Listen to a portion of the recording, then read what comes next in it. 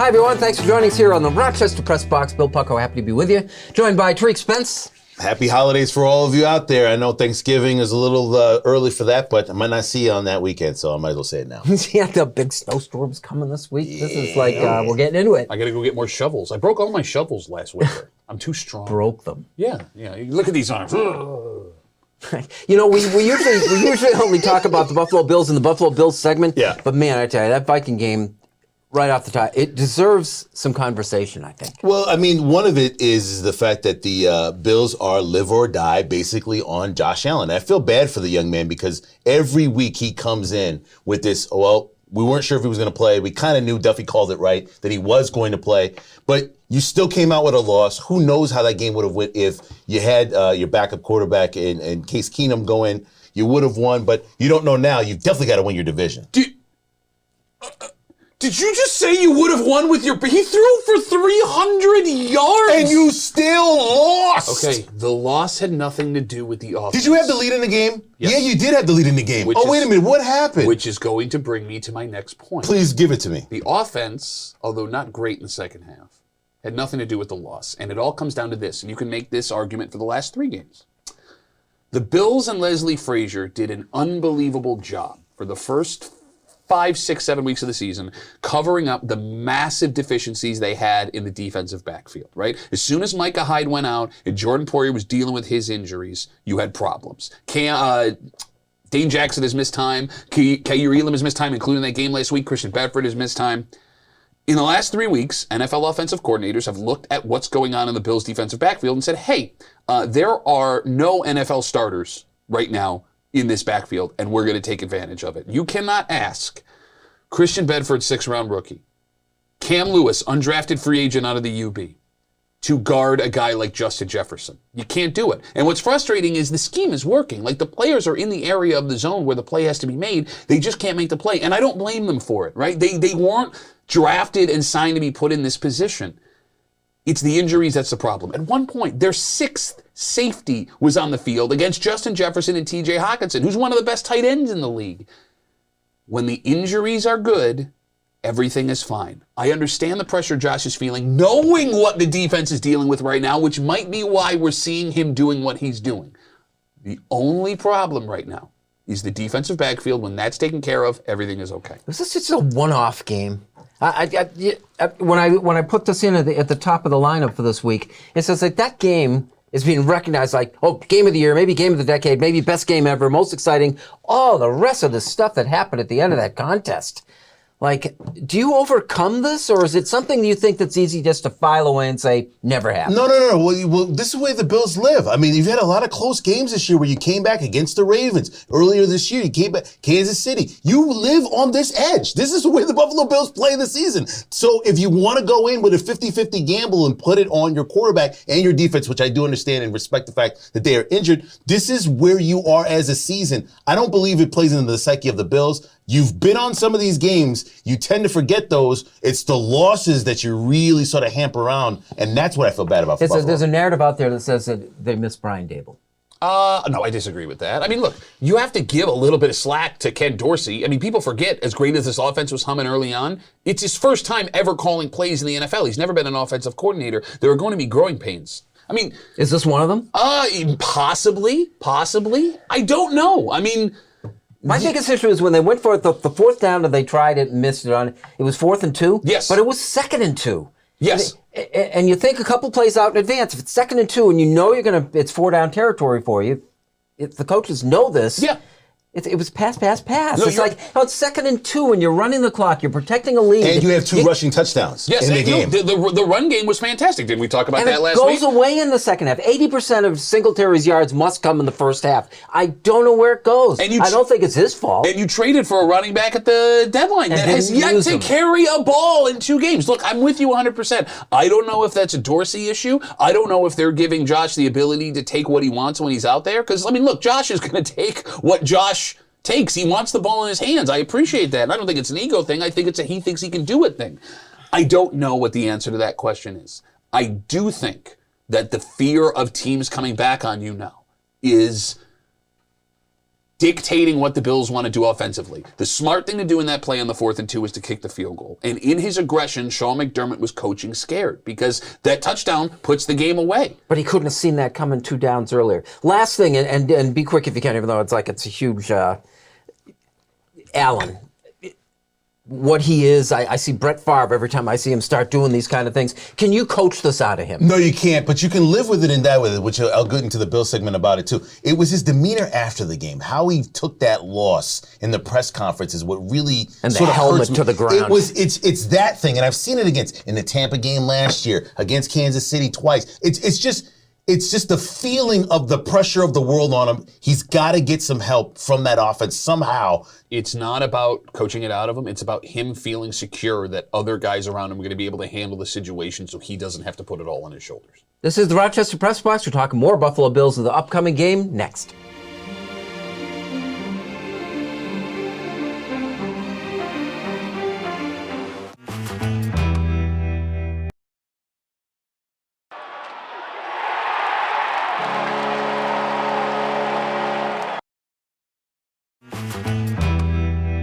Welcome back. Thanks for joining us here on the Rochester Press Box. Our Buffalo Bill segment is brought to you by Ralph Honda. For 3 generations and celebrating 50 years as New York's first and oldest Honda dealer, visit Ralph Honda today and find out how we do Honda right at ralphhonda.com. So there are a lot of questions still with the snow coming in. We talked about the top. As we record this show, we don't know where this game's going to be played. It's going to be played. Cleveland Browns. Cleveland Browns. Line has come down. Yeah, 8.5 right now where we sit. You have to beat the Browns on Sunday because it's an AFC game. The only problem with this is when it comes to individual matchups, I do not like this game for the Buffalo Bills. The Browns have a really good defensive line, which can take advantage of their struggling offensive line. The Browns have arguably the best running game in the NFL. Nick Chubb has gone over 100 yards, I believe, 5 times so far this season. The Bills have not been stopping the run at all the last couple of weeks. I mean, Dalvin Cook last week against Minnesota goes over 100 yards in the third quarter. 81 of those on 1 carry. Okay, but still, it counts. It counts. 81. Think about that. 81 on 1 carry. Look, I mean, I don't love the matchup for the Browns this week. Although For the Browns or the Bills? Or against the Browns. I don't like the matchup for the Bills. Although maybe your back against the wall forces you now to do things that you wouldn't have done 2 weeks ago had you had Cleveland coming to town. And here's the other thing too, you have another game quickly right after that. So if you want to get right, hopefully this week of preparation puts them in a position where they can beat Cleveland, which they should, and beat Detroit. Remember, that's 3 or 4 days later where you got to play them on Thanksgiving. So you can't just think about this game. You got to think about the next game as well, even though it's a short travel distance. What concerns me the most is what's going to happen after this last big loss again. If this turns into a slide, this game, I hate to say it, at this point of the year, is pivotal for the Bills. You have to win this game no matter what and be able to rebound quick enough to beat Detroit in Detroit, which is a high potent offense. All right, I mean, look. Terrible defense, but high potent offense. Look. I mean, it would be nice to win the. If you want the top overall seed, right, in the AFC, this is a good game to win against Cleveland. It's not a must-win. It is a must-win. Yeah, it's not a must-win. Well, it is a must-win is the goal game that keeps you from making the playoffs. That's the must-win. Well, if you when keep you're in the playing the way you're playoffs. playing, you ain't making the playoffs. You're kidding me right now. You listen. The Giants beat a couple of bad teams, and all of a sudden he's walking around with his chest out. Oh, you're not going to make the playoffs. Thanks for Brian Dable, by the way. I appreciate it.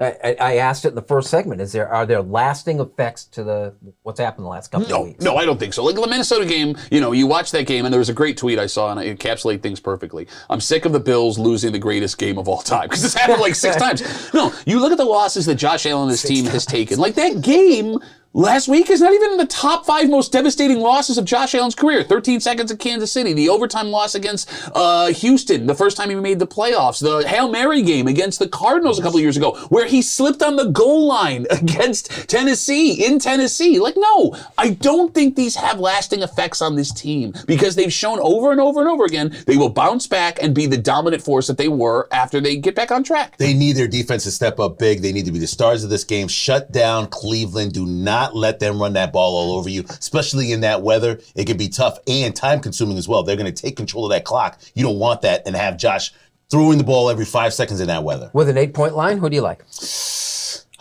is 8 the is Bills. just about So hard. I think it'll be a close game again, but I still believe the Bills will only win by 5.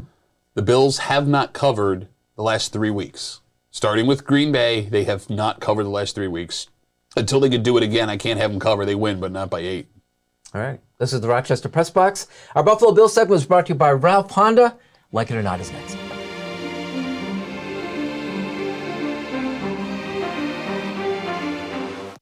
Here's the Press Box trivia question brought to you by Market View Liquor, where exceptional customer service meets an extensive selection. Jefferson Road at 390.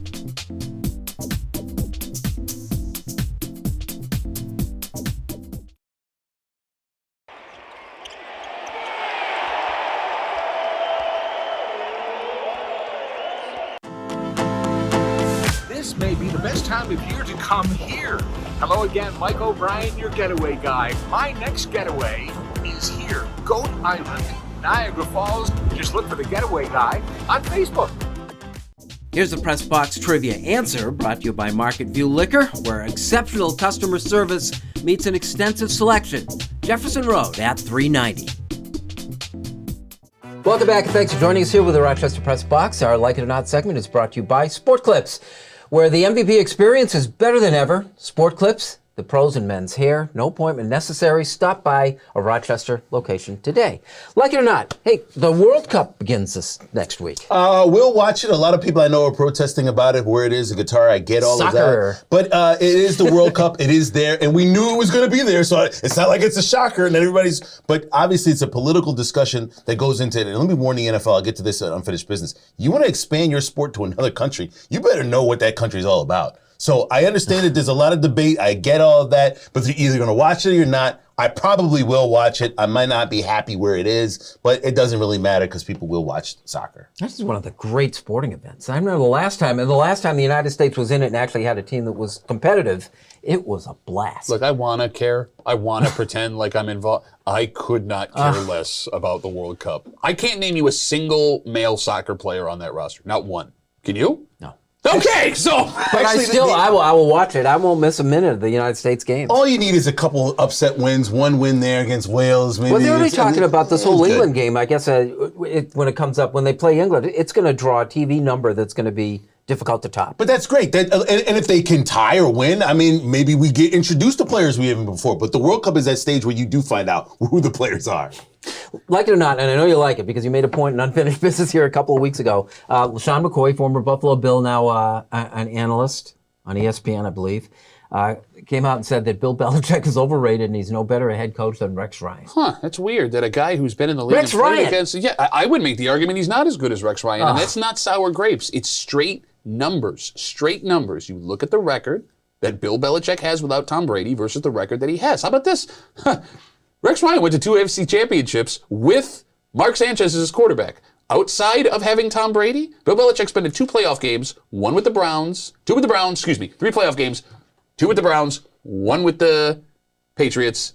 He's won a single playoff game without Tom Brady. No one denies, that the quarterback is certainly important. When you're talking Tom Brady, it's like very important. But I think since Brady left, Belichick's teams have overachieved. Oh my God! Are you playoffs last year with Mac Jones? They had the most Willy Wonka and the Chocolate Factory 7-game win streak. Bills in a blizzard. You got the Titans minus their biggest weapon. Like, it was insane. You're joking. And the AFC was terrible last year. More to the point, it was insane, and Belichick got them there. How did it go when they got there? Terribly. The worst playoff game maybe in the history performance of... Come on. There. You think he's overperformed? Choosing Cam Newton as his quarterback. I will say this. I love it when Duffy yells at Bill because it very rarely happens. I get a week off and get a bye week. That's great. No, look, I get you got Sam Adams running through your veins and you're from up that place and you love the foliage and everything. I try not to let that happen. That is a homer take if I've ever heard a homer take. They're hammering him in New England, too. Honest God, I think getting those teams to play the way they did without Brady, you look at those rosters, I maintain they overachieved the last 2 years. They spent a fortune on free agents. Where has it gotten them? Listen, we all know Tom Brady was the key to the success. So was Bill Belichick, but every coach would have loved to have the greatest quarterback of all time. Yeah. Yes! Obviously, Jeff Fisher would be standing next to Vince Lombardi if he had Tom Brady. And here's the best part. It's not like Belichick went to Tom Brady and said, "You're in, kid." It took Bledsoe's spleen exploding. Get Out of my face, Bill Pucko. What people don't understand is the spittle went all the way across the table, and the fact that he's defending Tom Brady. It's great. Our Like It or Not segment, brought to you by Sport Clips. Unfinished Business is next.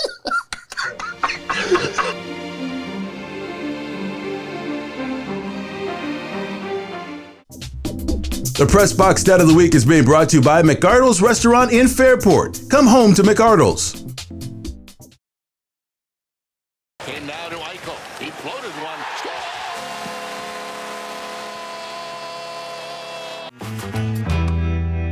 Thanks for joining us, and welcome back to the Rochester Press Box. Time for Unfinished Business, brought to you by the Genesee Brewhouse, your beer destination since 2012. Visit the gift shop, enjoy a tasting at our pilot brewery, and dine at the pub-style restaurant at the Genesee Brewhouse. Unfinished Business, Pat.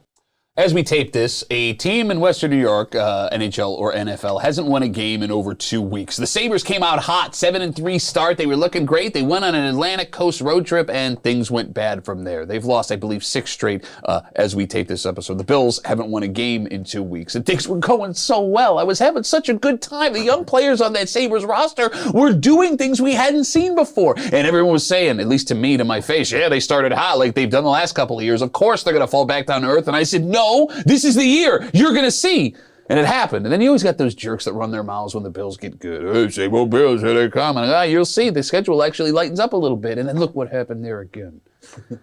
I know the Sabres aren't going to make the playoffs this year.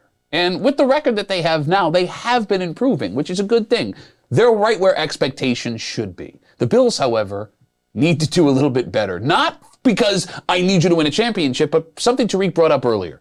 Josh Allen has a lot on his shoulders, right? There's nothing wrong with that. Sometimes it happens with a quarterback. But I'm going to heap a little more on Josh. Not only are you winning for Bills fans and the rest of your teammates, you're winning for all of Western New York because the Sabres can't get it done, and maybe they don't. It's been however many years. Please, God, give me one of my teams to make a push for a championship within the next 2 years, because if they don't, I don't know how much this sports fan heart can handle anymore. When it comes to the world of sports, we love to talk about it from the American standpoint and where we stand, but the NFL still wants to push on, playing games in London, now Germany, wanting to go back to Mexico. Hopefully you understand that when you go to another country, it's like going to somebody's house. You got to take your shoes off at the door and follow the rules. A number of people love to keep politics away from sports. You're jumping right into politics in other countries that live lifestyles that we agree and disagree about. One of the interesting things about the NFL going forward is I get it. You want to expand the sport, and so I'm all for it. I'm all good with it. But look at what's happened in sports outside of the United States. And then look at what's happened in sports inside of the United States. All the violence, debate, and discussion. We want to keep politics out, but it plays every down in every game. When Josh Allen fumbled away a chance to beat the Minnesota Vikings at his own goal line last week, he was playing fast and loose with some infamous NFL history. On a strictly subjective basis, it was very nearly the single worst play in NFL history. Thank God for Joe Pisarcik. It was week 12 of the NFL season in 1978. Pisarcik was a second-year quarterback for the New York Giants in a home game against the Philadelphia Eagles. He played well that day, threw a couple of touchdown passes to put the Giants in position to win. They were up 17-12 with 1:11 left, and the Eagles, no timeouts left. New York was running out the clock. Now, a couple of things to understand here. There was no victory formation back there. There were no kneel downs. It wasn't considered sporting. Quarterback had to fall on the ball, and as often as not, took a hit in doing so. It was 3rd and 1, so it wasn't a total shock when offensive coordinator Bob Gibson called for Pisarcik to hand the ball off to running back Larry Zonka. It was the last call of Gibson's coaching career. Pisarcik lost control of that ball and never got it to Zonka. The fumble one-hopped right into the waiting arms of Philadelphia's Herm Edwards, who went 29 yards for the game-winning touchdown. Just like that. The game propelled the Eagles to a playoff spot. The Giants, in need of a scapegoat, the very next day fired Gibson, who never coached again. Nor would he ever talk about that play, a silence he maintained until his death 7 years ago. Pisarcik wound up with an 8-year NFL career that concluded, ironically, in Philadelphia. And we remember him now for saving our own Josh Allen from authorship of the league's worst play ever. Unfinished Business brought to you by the Genesee Brewhouse. That is our program, gentlemen. A lot of fun today. It was not fun because I'm a Giants fan, and I just remember that play, and geez, why'd you bring that up, Bill? Well, they subsequently went on to win a couple of Super Bowls. And some people actually draw a direct line from that game to those games. Oh, yeah, that's right. We did win some Super Bowls. Are you serious right now? Are you guys serious? All of y'all? Today? It resulted in drafting Phil Simms, eventually, indirectly. But anyway, that's we don't have time for I that. feel better now. Very good. Hey, thanks for joining us, and we'll see you again next week with the Rochester Press Box.